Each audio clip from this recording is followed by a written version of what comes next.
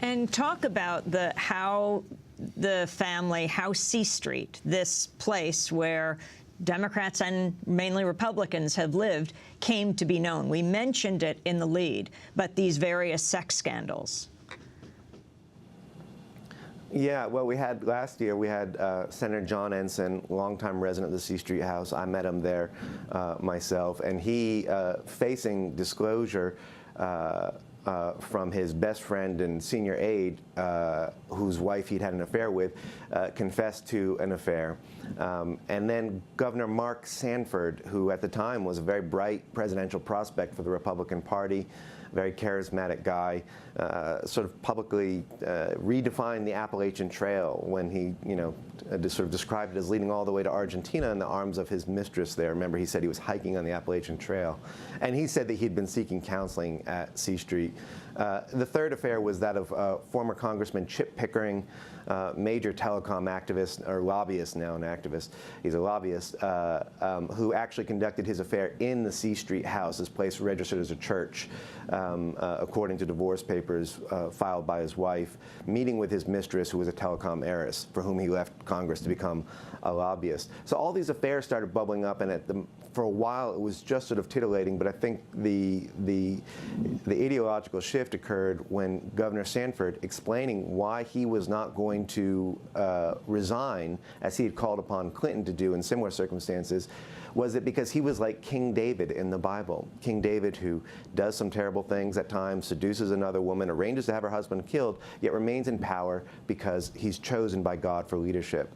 Well, that's a core teaching of the family, and I returned to the story and decided, look, I'm going to update this book and write a book about what the last book was sort of about, the family and history. C Street is about what they're doing right now, starting with those scandals, but then following the money and the ideas out into the world, out into Uganda, out into the Middle East, out throughout Africa, and out into American domestic affairs as well, where we see that idea of that some politicians are chosen. We can see that in an affair, a sex scandal, it's kind of goofy, but when we're talking about, say, a David Bahati, it becomes really very frightening.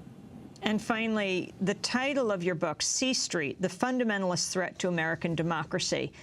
This is not fringe. You don't see this as fringe in the United States when you're talking about the fundamentalist threat to American democracy, Jeff Sharlet.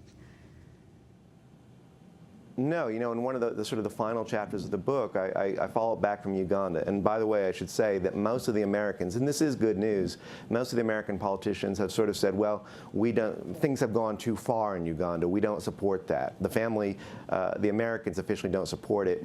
The question is one of accountability. There doesn't seem to me any accountability for David Bahati. He's told me that he's never received any real opposition.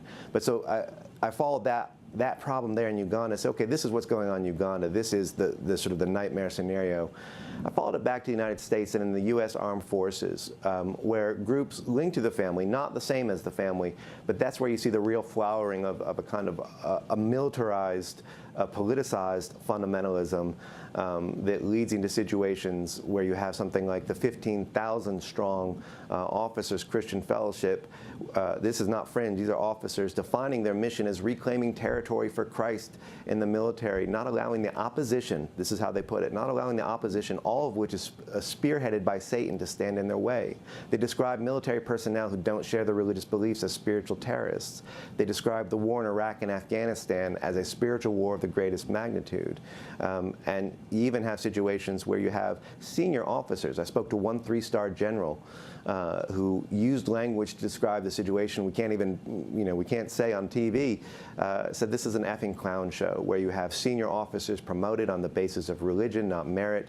You have strategy. You have military decisions being based on the book of Revelation in some cases. You have troops who are being forced to pray to traditions not their own, and you have the military in every way sort of fulfilling the kind of Al-Qaeda charge against the United States. There's folks in the vast majority of military personnel are honorable folks, but there's a very strong core within it that sees their mission not as defending democracy, but as expanding Christ's kingdom. And you take that story that starts in this little townhouse on C Street that expands out into the world through the efforts of men like Senator Inhofe and Senator Coburn, reaches its worst scenario in Uganda, but then you see it kind of simmering and on a boil in the United States, and you realize that fundamentalism, a political fundamentalism, we've got to distinguish that from just people who have private beliefs, an issue that people felt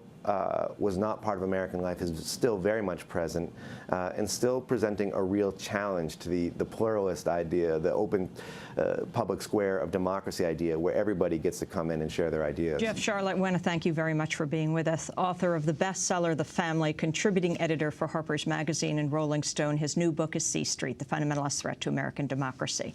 Speaking to us from Dartmouth College, where he teaches English. This is Democracy Now! When we come back, a battle over education in Chicago. Stay with us.